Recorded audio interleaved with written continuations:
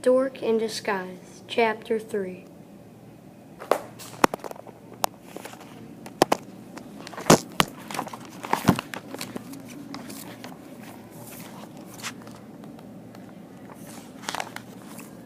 Social studies had just begun when the intercom speaker clicked on. "Miss Robertson?" It was a woman's voice. "Yes," Miss Robertson called. "Is Jerry Flack in your class?" Miss Robertson's eyelashes fluttered, and she turned to him. "Yes, he is. Would you send him to the office, please?" "Sure," she spoke more softly now. "Go ahead, Jerry. Come back as soon as you can." Jerry felt everyone's eyes on him as he got up and walked self-consciously across the front of the room and out the door. He knew what this was about, of course. Miss Barnaby had said that Mr. Meyer might call him to the office about the vandalism in his homeroom. His heart kablammed into his ribcage, and he realized fleetingly that his armpits were wet. The last time Jerry had been sent to the principal's office, he was in first grade. His teacher had been so impressed with Jerry, she had sent him to read to the principal. Mr. Hoovitt had smiled when Jerry read him the story from the third grade reading book. He patted Jerry's shoulder and told him he'd done an excellent job. Jerry had found out later that his teacher thought he should be moved up to second grade. His parents had decided, though, after talking with the child development specialist, to leave him with children his age. This time, Jerry wouldn't be getting compliments from the principal. He'd have to answer questions about finding his homeroom wrecked. He wondered if Mr. Meyer suspected he and Craig had done it. How could he have been so stupid to let Craig talk him into helping him mess up the classroom? He pulled open the heavy door to the main office and approached the counter on shaky legs. Two women, one with gray hair, one with blonde hair, sat at desks on either side of the room. "Yes," said the gray-haired woman. A chrome nameplate sat on her desk. It said Mrs. Bruin. "I'm Jerry Flack. Oh yes, have a seat. We're waiting for another student." Jerry sat in a plastic chair next to the wall.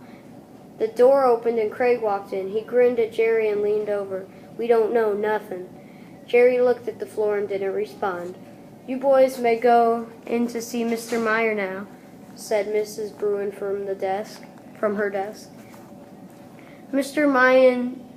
Meyer's name was stenciled on a plaque above his door. Below that it said Assistant Principal.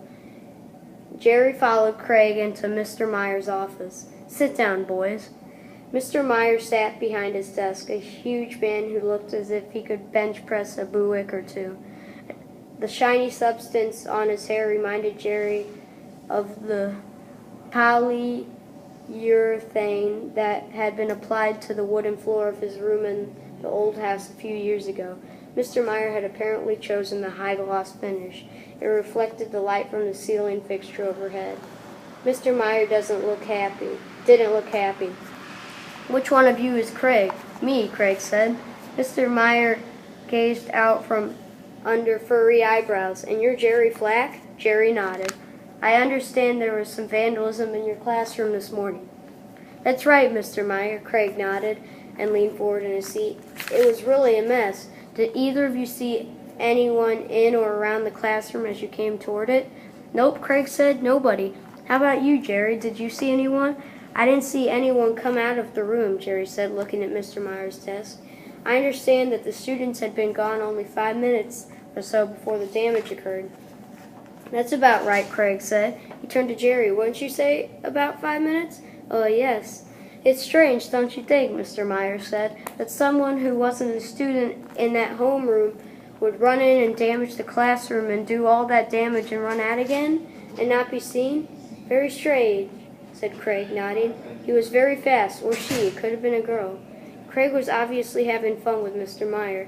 Jerry wished that Craig would just shut up. "At Hawthorne Middle School, we consider vandalism a very serious matter. When we catch a vandal, we're rough." Craig nodded again. "And this is particularly galling because this occurred on the first day of school,"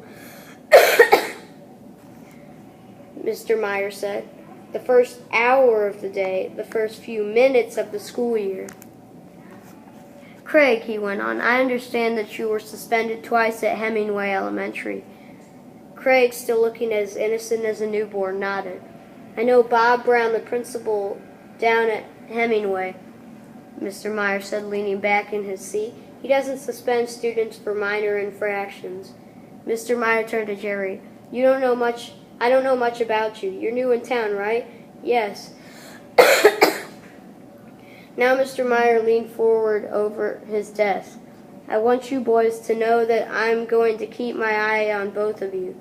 You even sneeze, I'm going to find out about it. You got that? Yes, Craig said, nodding. How about you, Flack? You understand what I'm saying? Yes, I'll be watching, and I'm warning you.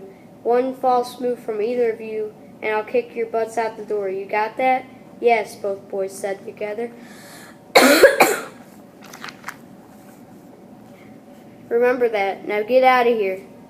Craig jumped up from his chair and smiled at Mr. Meyer. See you, Mr. Meyer, he said. I hope not. Jerry got up and walked out of Mr. Meyer's office, through the main office and into the hall. Craig followed him. Once in the hall, he snorted. He thinks he's so tough.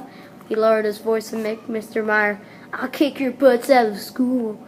Jerry, who had never hit anyone other than his sister, had to restrain himself from slugging Craig in the mouth. He turned and headed down the hall. Hey, where are you going, Flack? Back. What do you think? Jerry growled, hurrying away. Back to class. Craig laughed and called out, Okay, hey, we were really cool in there, weren't we? Jerry didn't bother to answer. Why were you called to the office? Brenda asked Jerry after third period math class. It was the second time she'd asked him. The first time he'd changed the subject. Someone messed up my homeroom, Jerry said. Mr. Meyer wanted to know if I'd seen anyone coming out of the room. Oh, Brenda seemed satisfied. Hey, you want to have lunch together? We'll talk more about your cool lessons.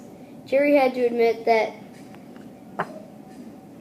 his efforts so far had been disastrous.